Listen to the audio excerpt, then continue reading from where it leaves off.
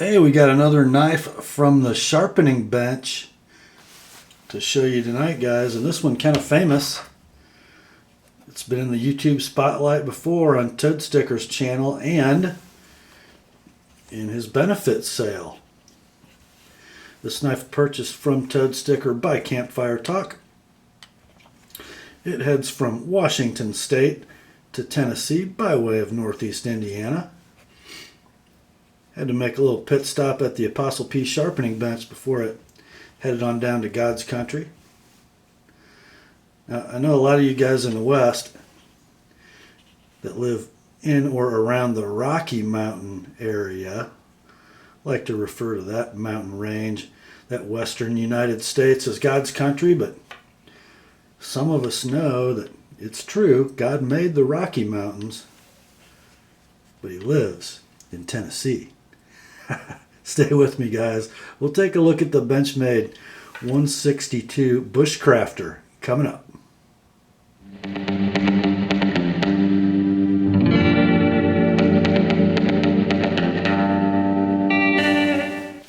Hi gang, Rob here. It's the evening of 31 March 2014, the eve of April Fool's Day. Yeah, we're going to take a look at the somewhat controversial and frankly not extremely successful commercially Benchmade 162 Bushcrafter. And yes, it is heading from the Pacific Northwest to Tennessee. Going to be in the collection and the pack of one Campfiretalk very soon. Let's take a look first at this sheath while we let the blade hang out in the background. It is an oiled, open grain leather sheath with a loop for a fire steel. We'll get into that fire steel situation as we roll on in this sort of mini review. Now this sheath, as it comes to you from Benchmade, needs a little help. It does have a welt, but it's not a very thick welt, just the same thickness as the rest of the sheath. Should be fairly impervious to weather, although it is going to hold water, but it's oiled leather. It closes around the choil of the knife with a snap and a strap. You can either run your belt through the loop thusly, or you can clip it on a carabiner by this D-ring, either way. Now this sheath has been modified by Toadstkr. If you saw his review or his portion of the sale video, you see he's got a black plastic liner. I don't know what sheath it came out of, but fits just nice and snug in there and probably improves the fit of the knife. Actually, although the knife moves around a lot, it doesn't rattle much, and I think it would do just fine in this sheath. But I got a feeling there's Kydex in the future for this knife. So we're going to toss that sheath over to the side, take a look at the knife. Now it's called the Benchmade Bushcrafter, but all you Bushcrafter purists are probably grimacing now because, as you can see, it is not a Scandi grind knife. It's flat ground from about 2/3 of its breadth down to the edge. Ground nice and thin behind the edge. You can see as this came off my bench at my normal grind of a 15-degree secondary bevel with a 19-degree tiny little micro, that is not super broad, that 15-degree bevel.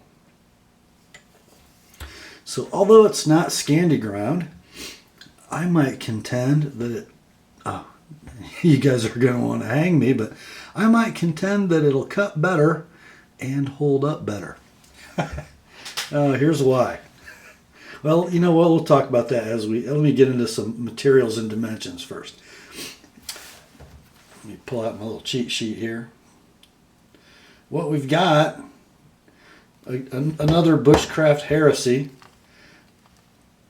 We do not have carbon steel. We've got a nice, big, thick, 164 thousandths thick slab of full tang CPM S30V steel.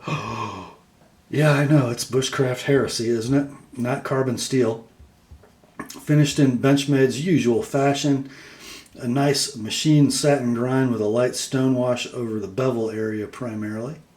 Notice the designer. Yeah, one Shane Siebert. Same guy that designed the Adamas, the MPR mini pocket rocket, and then the larger versions whose model numbers escape me, the 2013 SHOT Show knives, or Blade Show knives, I guess. A beautiful classic drop point. Super nice bevel with the thickness at the edge, ultra consistent, almost all the way to the tip. It does thicken ever so slightly at the tip for durability. You know, if you had to pry up chunks of wood with it or anything, I'm sure it would hold up quite well. The length of the blade is 4.43 inches. Overall length 9.2, so that gives us a handle just shy of 5 inches, but there's plenty of it there. There's a full 4-fingered hammer grip, and I've got room to spare between my pinky and the pommel. The handle slabs are G10, nicely contoured, with some gorgeous red liners. I think that's why Camp had to buy this knife, because of the green G10 handles. He is a sucker for S30V and green. The construction, I'm sure, is epoxy, but we've got some nice stainless steel tubes and a little smaller stainless steel lanyard tube. I'll talk about the ergos just a little bit before I get into some blade philosophy that's going to make all the bushcrafters mad. With that beautiful swell in the front, it just gives you a super relaxed but grip with great purchase. I mean, look at that. The way your hand falls, it's just awesome. In the saber grip, the side pinch grip, look at the contour in that handle. Just a beautiful thumb rest for doing some fine work. Very natural for your hand, your thumb to fall deeply down on that spine for fine work. The draw cut grip is amazing. And for instance, if you had to fight a bear, the reverse grip, not bad at all. Is there fightability in this knife? Yeah, I think there might be. Now, let me tell you why this knife didn't sell, and we'll get into this discussion of blade grinds and geometry just a little bit. It's marketed by its name, the Bushcrafter, and let's face it, guys, Bushcrafter purists will never buy this knife. It is not Scandi ground. It is not carbon steel. And then what's up with this? A fire steel loop on a powdered stainless steel knife? Well, everybody knows you can't strike a ferro rod with stainless steel. Wrong. You can strike a fire steel pretty much with anything that's sharp and harder than the steel. There are many accounts, if you care to look for them, of guys with lots of experience striking fire steel with stainless steel blade spines. And Benchmade did this right. It'll peel skin. The corner of that spine is dead sharp. I can file my fingernails with it. I'll guarantee you, you'll throw a shower of sparks with that. Now, let's talk about this blade grind. I know it's not a Scandi grind. But let's talk a little geometry. We've got a pretty thick knife, a lot thicker than a Mora, but not thicker than many Bushcraft knives. Most Scandi grind knives, that one and only bevel, that Scandi grind all the way to the edge, is going to be between 24 and 28 degrees inclusive. Now the main bevel of this knife is about 15 degrees inclusive, and it comes to about 20 thousandths behind my edge. So the angle is very gradual, and the thickness behind the secondary bevel is nice and thin. And then my thin bevel is ground at 30 degrees inclusive, 15 degrees per side. Now, that is a little more obtuse angle than most Scandi grinds. However, it doesn't thicken up and wedge like a Scandi grind either. At 20 thousandths of thickness, you have relief in this primary bevel. You know, is it gonna cut feather sticks as well or better than a Scandi grind? You betcha. I'm not going to do it for you because it's not my knife and it's just been sharpened. However, I believe Toadstkr's got some footage of this knife doing bushcraft and doing it quite effectively. The tip, very adequately strong for prying wood. I didn't baton with it either, but guys, I really don't see a problem, do you? If you had to split kindling with this knife, you know, S30V is extremely tough, and you've got more than adequate tip thickness if you want to thump on it. You can get it wet, slam it back in its nasty leather sheath, and it's not going to rust on you. Field maintenance, you know, yes, S30V is a little harder to sharpen than 1095, I'll grant you that. I'd also tell you, if you take a ceramic rod, a fine one, and a leather strap with some compound on it in your pack, you're going to have everything you need to maintain that edge. No, it's not convex. No, it's not Scandi. But because it's S30V, heat treated like 58 to 60 by Benchmade, it's going to take a lot of use to dull that beyond a ceramic rod and a strap. Is it a different philosophy for bushcraft, perhaps, than you're used to? Absolutely. Will it work? You bet it'll work. Price on this knife. If you're buying it new, not cheap.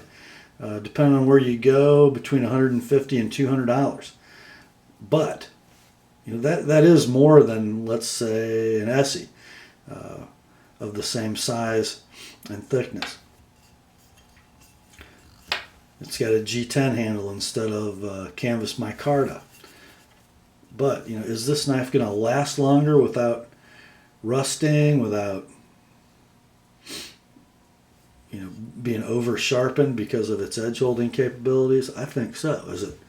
Is it worth approaching twice as much as a similarly sized Essie? I guess for guys who can think outside the box, it probably is. For Benchmade fans, it definitely is. I kind of like it. I'm not the kind of guy who generally will spend that kind of money for a small fixed blade knife,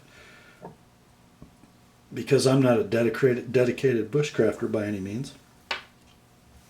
I'm generally going to have my Ontario SP5 Spec Plus Bowie and a big folder with me if I go out into the woods for an extended period of time. You know, a knife this size generally isn't going to make it into my system, but there are plenty of guys who love a knife this size.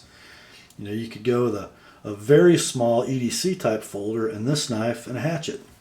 Be about the same weight.